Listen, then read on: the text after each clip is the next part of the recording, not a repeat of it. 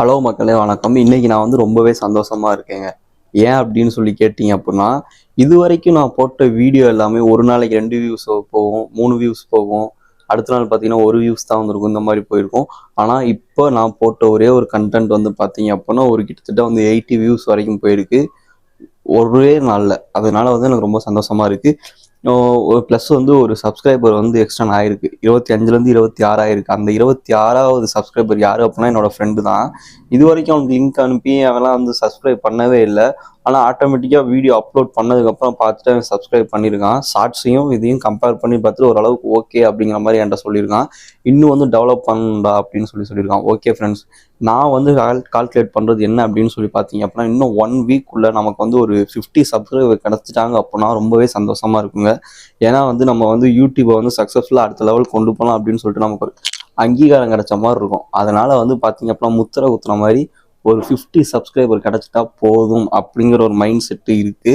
Okay, இப்போ நான் வந்து என்ன டாபிக் அப்படின்னு சொல்லிட்டு சொல்கிறேன். நீங்கள் வந்து தம்ப்நெயில் பார்த்துட்டு தான் வந்திருப்பீங்க. ஓகேங்களா? இதில் வந்து நான் இன்னொரு இன்ஃபர்மேஷன் வந்து ஷேர் பண்ணணும் அப்படின்னா, நீங்கள் வந்து எங்கேயாச்சும் லாங் ட்ராவல் போகிறீங்க அப்படின்னா தயவு செஞ்சு உங்கள் பைக்கோட tyre condition, brake condition, light condition, indicator, horn எல்லாமே ஒர்க் ஆகுதா அப்படின்னு சொல்லிட்டு செக் பண்ணிட்டு போங்க லாங் ட்ராவல் போகும்போது. ஏன் அப்படின்னு சொல்லி பார்த்தீங்க அப்படின்னா, நான் வந்து கரூர்லேருந்து கோயம்புத்தூர் பொங்கலூர் போகிறதுக்குள்ள எனக்கு நடந்த ஒரு சம்பவம். அதாவது நான் வந்து ஒரு எக்ஸ்போர்ட் கம்பெனியில் ஒர்க் பண்ணுறேங்க. அந்த பார்சல் வந்து என்கிட்ட கொடுத்து விட்றாங்க. இதை போய் நீ வந்து பொங்கலூரில் வந்து ஒரு இடத்துல வந்து கொடுக்கணும் அப்படின்னு சொல்லிட்டு. அதுக்குள்ளே வந்து சாம்பிள் பீசஸ் இருக்குது. அதை கொடுத்ததுக்கு அப்புறம் தான் நமக்கு வந்து பையர் வந்து செக் பண்ணிட்டு நமக்கு வந்து ஆர்டரே வந்து ஓகே ஆகும். அப்படி ஒரு பொசிஷனில் நான் போயிட்டு இருக்கேன்.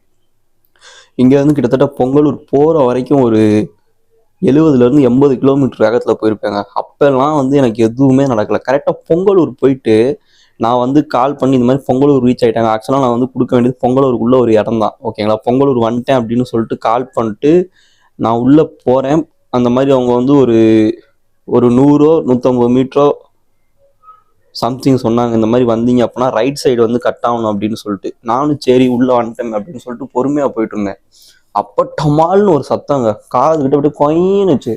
என்னடா சத்தம் அப்படின்னு சொல்லி பார்த்தோம் அப்படின்னா, பின்னாடி ஏதோ வண்டி வந்து ஒரு லாரி வந்து ஓரம் கட்டினாங்க. சரி அவங்களுக்கு தான் வந்து டயர் வெடிச்சிருச்சு போல அப்படின்னு சொல்லிட்டு நானும் வந்து கேஷுவலாக வந்து மூவ் பண்ண ஆரம்பிச்சிட்டேங்க. மூவ் பண்ணும்போதே வந்து என்ன ஆயிடுச்சு அப்படின்னா, என் வண்டி ரோட்ல இருந்து அப்படியே லெஃப்ட் சைடு கீழே இறங்கி வந்துச்சு. ஒரு மாதிரி உலட்டிக்கிட்டே பேக் டயர். அப்போ தான் தெரிஞ்சது வெடிச்சது நம்ம வண்டிடா அப்படின்ட்டு.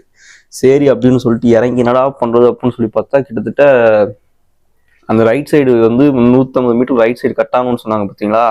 அந்த ரைட் சைடு கட் ஆகி ஒரு 14 கிலோமீட்டர் நான் போகணும். அந்த கட்டிங்கை கண்டுபிடிக்கிறதுக்காக நான் பொறுமையாக போயிட்டு இருந்தனால இது நடந்துச்சு. ஒருவேளை வந்து அந்த கட்ஸ் தெரிஞ்சிருந்துச்சு அப்படின்னா, நான் கொஞ்சம் வேகமாக போயிருக்கும்போது நடந்திருந்தாலும் சரி, இல்லை இங்கேருந்து அந்த பொங்கலூர் ரீச் ஆகிற வரைக்கும் ஒரு கண்டிஷனில் போனேன் பார்த்தீங்களா? அப்போ எதுவும் டயர் வெடிச்சிருந்துச்சு அப்படின்னா என்ன நடந்திருக்கும்னு சொல்லிட்டு நீங்களே யோசிச்சு பாருங்களேன். இதே தான் அந்த பொங்கலூரில் டயர் மாற்றும் போது மெக்கானிக்கும் கேட்டார், ஏங்க மெதுவாக வந்துட்டு இருக்கும்போது தானே வெடிச்சுது அப்படின்னு சொல்லிட்டு. ஆமாங்க மெதுவாக வந்துட்டு, நல்ல வேலைங்க ரன்னிங்கில் வராமல் இருந்தீங்க, ரன்னிங்கில் வரும்போது வெடிச்சிருந்துச்சு அப்படின்னா அவ்வளோதாங்க அப்படின்ட்டு. அப்போ தான் யோசிச்சேன், நமக்கு மைண்டில் கால்குலேஷன் போட்டேன். ஒரு வேளை அங்கே வெடிச்சிருந்துச்சு அப்படின்னா என்னடா ஆகிருக்கும் அப்படின்னு சொல்லிட்டு. நம்ம வேற இப்படி இப்படி இப்படி இப்படி side overtake side overtake side ஓவர்டேக்னு சொல்லிட்டு வந்துட்டு இருந்தோமா, நினைக்கும் போதே தலை சுற்ற ஆரம்பிச்சிருச்சு. ஸோ அதனால் உங்கள் டயர் கண்டிஷன்ஸ்லாம் ரொம்பவே பேடாக இருந்துச்சு அப்படின்னா தயவு செஞ்சு அதை நீங்கள் வந்து முன்கூட்டியே சரி பண்ணிவிட்டு லாங் போங்க. அப்படி டயர் கண்டிஷன் வந்து ரொம்ப பேடாக இருந்துச்சு அப்படின்னா வண்டியை வந்து விரட்டவே விரட்டாதீங்க. எப்போ வேணாலும் வெடிக்கலாம்.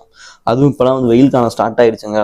நான் போன கண்டிஷனும் அதுதான். எனக்கு வந்து தோணிடுச்சு, கன்ஃபார்மாக டயர் வெடிச்சிருண்டா இப்படியே போயிட்டு இருந்தோம் அப்படின்னா கன்ஃபார்மாக எனக்கு தோணுச்சுங்க. நான் அடித்து சொல்கிறேன், கன்ஃபார்மாக எனக்கு தோணுச்சு. ஆனால் நான் நினச்சா மாதிரியே வெடிச்சுது.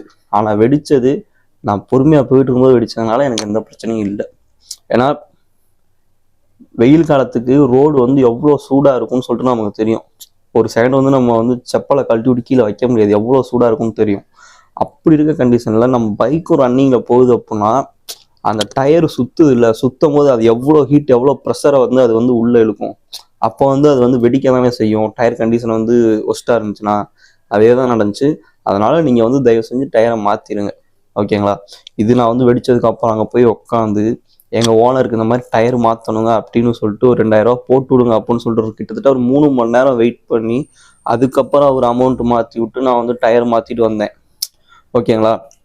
அப்போ எங்கேயோ ஒரு மூலையில் போய் உக்காந்துட்டு இந்த மாதிரி அமௌண்ட் போட்டு விட சொல்லி நம்ம வந்து டயர் மாற்றணுங்கிற ஒரு சுச்சுவேஷனில் போய் உட்காந்து ஃபீல் பண்ணுறதுக்கு முன்னாடி எப்படியா இருந்தாலும் அமௌண்ட்டு கேட்டு வாங்கத்தான் போகிறோம்.